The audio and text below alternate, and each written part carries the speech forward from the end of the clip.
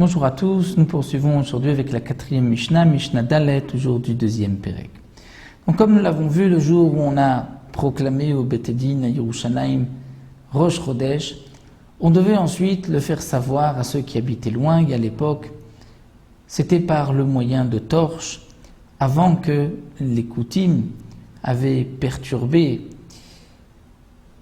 ce moyen de communication, et ensuite on avait donc envoyé des messagers. Donc au départ, c'était par des torches.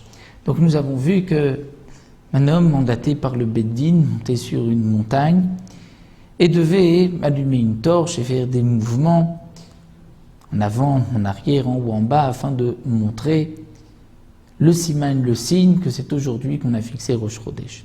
D'où à où on procédé où on allumait des torches. D'où, nous explique la Mishnah, on allumait ces torches-là. Mais Har HaMishra, on commençait par Har HaMishra, Har la montagne, Mishra.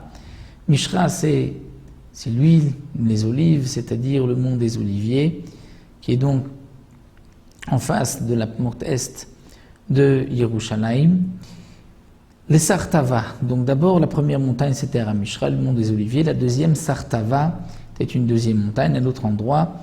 Mi-Sartava, on faisait ces signes-là pour que celui qui se trouvait dans la montagne Grofina puisse à son tour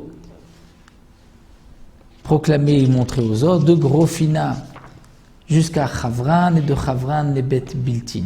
De Beth Biltin, l'Ozazu Misham, c'est-à-dire celui qui était envoyé par le Beth Din, ne bougez pas de là-bas, c'est-à-dire qu'il n'y avait pas encore une chaîne d'autres montagnes, seulement il a molir ou mevi, il faisait un mouvement vers l'avant, vers l'arrière, malé ou morid vers le haut, vers le bas, atchayaroe kolagola lefanaf kimdura ta'esh, jusqu'à ce qu'il voyait devant lui toute la gola de l'exil, c'est-à-dire tous les habitants de Babel, comme une torche de feu, c'est-à-dire, nous explique le Barthénora, que lorsque les habitants de Babel voyaient ce signe de cette montagne Beth Biltin, à leur tour, chacun des habitants de la région prenait une torche, montait sur le haut de son toit et bougeait la torche. Donc de cette manière, on voyait tout Babel qui était comme une torche de feu, puisqu'il y avait des tas de gens qui avaient allumé ces feux sur leur toit, et ainsi tous les habitants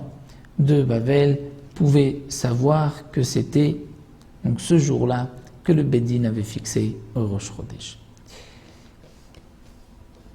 Nous arrêtons là, on poursuivra avec la Mishnah précédente.